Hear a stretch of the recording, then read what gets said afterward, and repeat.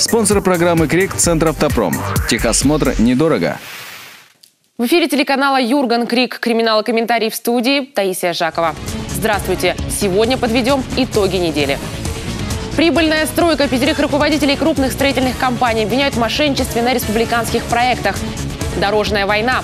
С начала декабря в коме под колеса автомобилей попали уже 12 человек. Жилье для своих. Руководитель администрации Эжвинского района разрешил приватизировать муниципальные квартиры и теперь угодил под следствие. Под маской коммунальщиков. Как вычислить афериста на пороге своей квартиры. Руководителя администрации Эжвинского района Сыктывкара Александра Калинина заподозрили в халатности. Поводом для возбуждения уголовного дела Следственным комитетом послужили материалы прокурорской проверки. Представители надзорного ведомства установили, что в 2012 году руководство муниципального предприятия «Жилкомхоз» заключило договоры социального найма со своими работниками и выделило им жилье в муниципальном фонде. В силу законодательства жилищного такое жилье может быть предоставлено гражданам, состоящим на учете в качестве лиц, нуждающихся в предоставлении жилья по договорам социального найма. Те люди, о которых речь идет в материалах нашей проверки, жилье получили, минуя вот эти нормы, с нарушением закона. И получается, что в дальнейшем люди приватизировали эти комнаты, квартиры, и оно выбыло таким образом из муниципальной собственности. Разрешение на приватизацию 8 муниципальных квартир и комнат подписал эжвинский сити-менеджер. По подсчетам силовиков, ущерб составил почти 11 миллионов рублей.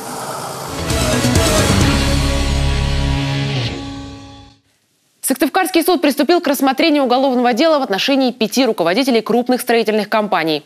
Главные обвинения в мошенничестве предъявлены 2 бывшим компаньонам по бизнесу – Сергею Ситникову и Александру Альшевскому.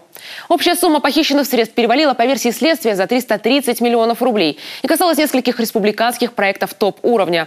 Из зала суда репортаж Эдуарда Бушуева. Уголовное дело по серийному мошенничеству в строительном бизнесе МВД по Коми возбудило в прошлом году. Совладелец нескольких крупных столичных компаний Сергей Ситников был арестован. Обвинения предъявили по 15 эпизодам. Его компаньон Александр Альшевский, бывший управделами главы Коми Владимира Торлопова, угодил под стражу в апреле этого года. Ему вменили соучастие в 6 эпизодах. Главный и основной – хищение денег при строительстве Дома дружбы народов, где заказчиком была фирма «Алвис», аффилированная с прежним руководством республики, а подрядчиками – группа компаний Ситникова и Альшевского.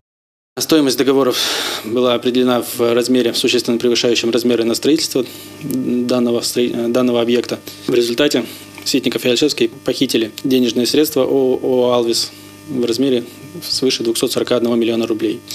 Часть похищенных денежных средств в размере 141 миллиона рублей была легализована Ситниковым и Альшевским, а именно данные денежные средства были оплачены по договорам долевого участия, в результате которого подсудимые приобрели часть помещений в том же Доме дружбы народов в общем размере порядка 3000 квадратных метров. Впрочем, схему умышленного завышения затрат на строительство Альшевский и Ситников сначала опробировали, по версии следствия, на другом крупном республиканском объекте – Финно-Угорском этнопарке в Сыктывдинском районе. Их компания умудрилась в 2010-2011 годах провести по актам выполненных работ расходы, которые были гораздо больше реальных затрат. Это касалось и строительства объектов инфраструктуры, и поставки оборудования. К примеру, в Конгресс-холл они якобы закупили 500 стульев по 8 тысяч рублей за штуку, монтаж которых обошелся еще в 3 миллиона рублей. Бизнесмен подозревается в хищении в составе организованной группы денежных средств, выделенных на реализацию государственного контракта по строительству Финно-Угорского этнокультурного парка. В результате мошеннических действий, связанных с предоставлением заказчикам ложных сведений об объемах и стоимости выполненных работ, было похищено более 10 миллионов рублей. Компаньоны от имени своей фирмы СВК создали искусственную задолженность в 8 миллионов рублей и в результате незаконно завладели одним из активов Коми тепловой компании, стопроцентным пакетом акций предприятия «Бурводстрой». Правда, пришлось ради выгодной сделки еще и подкупить заместителя директора КТК Михаила Антонова. За заключение данного договора Альшевский и Ситников перечислили несколькими выплатами, в том числе наличным расчетом Антонову, денежные средства в размере 10 миллионов рублей. По результатам продажи акций Бурводстроя Коми тепловая компания утратила возможность распоряжаться ими, утратила возможность распоряжаться недвижимым имуществом, которое находилось на балансе предприятия ООО «Бурводстрой». Свою подпись в сделке по акциям поставила директор СВК Анастасия Толстикова. Теперь она проходит как сообщница по делу о мошенничестве. Соучастие в той или иной мере в строительных махинациях вменяется Максиму Кулику и Владиславу Скопьяку, который почему-то не явился на заседание суда. К примеру, при реализации еще одного грандиозного проекта «Городская среда» по возведению многоквартирных домов по улице Ручейной и Нагорному проезду Альшевский, Ситников и Кулик, по версии следствия, участвовали в растрате больше 40 миллионов рублей. Тут действие именно Альшевского. Он выступал в качестве руководителя фирмы ИСК, застройщика, заказчика по данным работам 4 многоквартирных жилых дома по улице Ручейной и 1 многоквартирный дом по Нагорному проезду, дом 1. В ходе строительства они привлекли аффилированную организацию ООО ФСК, осуществляли авансирование данных работ. На всю сумму финансирования работы сделаны не были. Разница составила 40 миллионов, которые на хищение. Основной фигурант Сергей Ситников, который 9 месяцев просидел в СИЗО, признался только в половине из 15 предъявленных эпизодов и в итоге был отпущен под подписку о невыезде. Не стал отрицать свою роль в подписании документов и Анастасия Толстикова. Остальные фигуранты, в том числе Александр Альшевский, ничего криминального в своих действиях не увидели. Бывший управ делами главы единственный, кто остался на финальной стадии следствия под домашним арестом. Адвокат просил хотя бы разрешить дополнительный час прогулки своему клиенту. Суд оказался гуманнее. Мера пресечения в отношении обвиняемого Альшевского в виде домашнего ареста по мнению суда подлежит изменению на подписку о невыезде и ненадлежащем поведении по следующим основаниям. Обвиняемый Альшевский ранее не судим, состоит в браке, имеет на иждивении 2 несовершеннолетних детей, в связи с чем поддерживает тесные социальные связи, имеет постоянное место жительства и регистрацию на территории города Сыктывкара. Обвиняемые и их защитники просили для возмещения ущерба снять арест на имущество, личный и строительный автотранспорт, участок земли бывшего ботанического сада пединститута, вокруг которого вспыхивало множество ожесточенных споров, недвижимость, в том числе помещение в Доме дружбы народов. Все на общую сумму в 600 миллионов рублей. Суд оставил ограничение в силе до конца процесса, который стартует 21 декабря.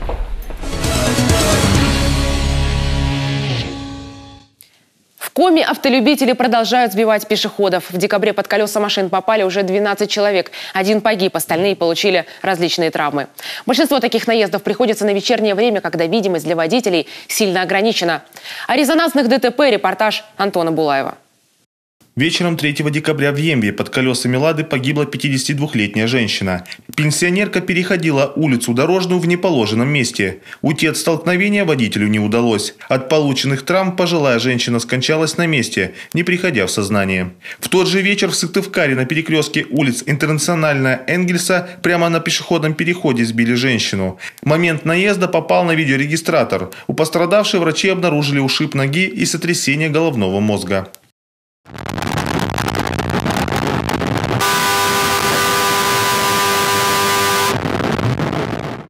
А это кадры другого ДТП в Эжинском районе столицы. 5 декабря водитель Ниссана при перестроении подрезал автобус. Из-за резкого торможения пострадала пассажир маршрутки.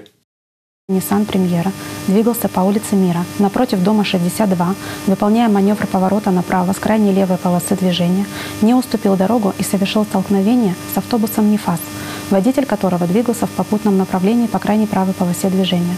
В результате столкновения произошло падение пассажира в салоне автобуса.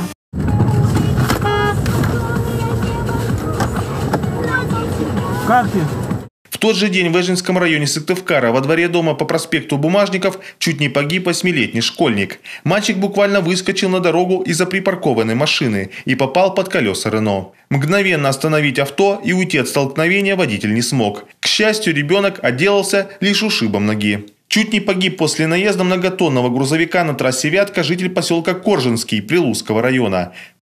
Со слов водителя, что он двигался со скоростью около 70 км в час, заметил пешехода, находящегося на проезжей части в 20-30 метрах. Начал притормаживать, однако в этот момент, со слов водителя, данный пешеход начал в его сторону приближаться. Водитель предпринял меры для того, чтобы объехать данного пешехода, однако наезда избежать не удалось.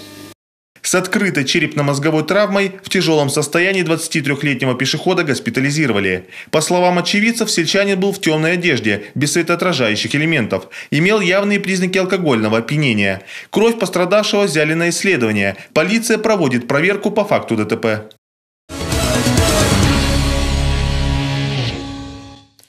Чаще всего мошенники для обмана жителей республики используют возможности современной коммуникации, сотовой связи и интернета. Но в последнее время участились случаи, когда пожилых людей обманывают на пороге их собственного дома.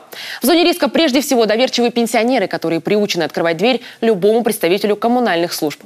Как уберечь имущество от незваных визитеров в рубрике «Полиция сообщает», расскажет представитель МВД Вера Жильцова.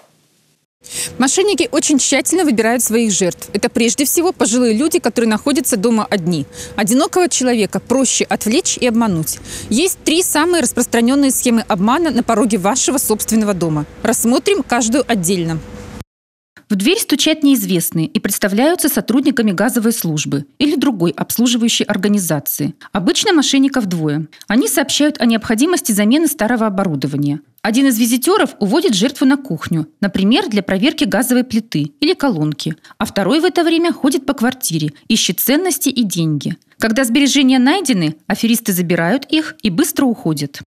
Чтобы не стать жертвой мошенников, прежде чем впустить их к себе домой, попросите показать их свои удостоверения. Если удостоверений у них с собой нету, никого не впускайте. Если удостоверение с собой, но вы сомневаетесь в их подлинности, то позвоните, пожалуйста, в организацию, из которой они пришли, и спросите, действительно ли данные сотрудники направлялись по вашему адресу. Если нет, никого не впускайте и звоните в полицию.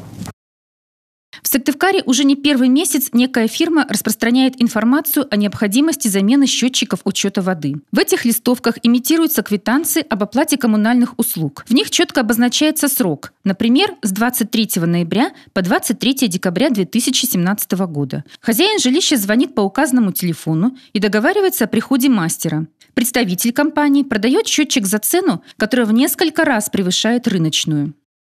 Гражданам стоит внимательнее относиться к подобного рода извещениям и ориентироваться только на официальные квитанции.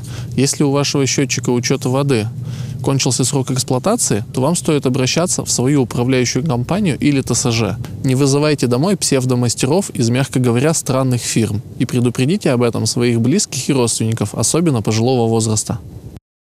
С Нового года в массовый обиход войдут банкноты номиналом в 200 и 2000 рублей. На этой информационной волне мошенники уже стали приходить к старикам либо плохо видящим людям. Они сообщают, что произошла очередная денежная реформа. Старые тысячные и пятитысячные купюры нужно срочно поменять. Во время обмена аферисты меняют настоящие деньги на поддельные и билеты банка приколов. В родных стенах у людей создается иллюзия полной безопасности. Мошенники ловко пользуются этим самообманом, быстро входя в доверие к хозяевам, ничего не подозревающим о подвохе. Предупредите ваших близких, особенно пожилых, о возможной угрозе. Объясните, что до выяснения личности пришедших незнакомцев не стоит открывать дверь и уж тем более пускать их на порог. Иначе умелые аферисты или обворуют квартиру, или продадут вам втридорога ненужный товар.